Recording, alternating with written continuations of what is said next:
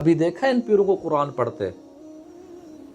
ये बड़े बड़े पीर हैं जिनके मुरीद लाखों के अंदर तादाद में मुरीद हैं, जो मुरीदों का पैसा ले रहे हैं, जो कब्र के अंदर सोए वाले बुजुर्ग के नाम पे पैसा कमा रहे हैं, जो पेशवा बने हुए हैं, वो कुरान नहीं पढ़ रहे तो उनके मुरीद कहां पढ़ेंगे? उनके अंदर शरीयत नजर नहीं आती, जो खुद को उस कब्र के अंदर सोए हुए के गद्दे नशीन मानते हैं।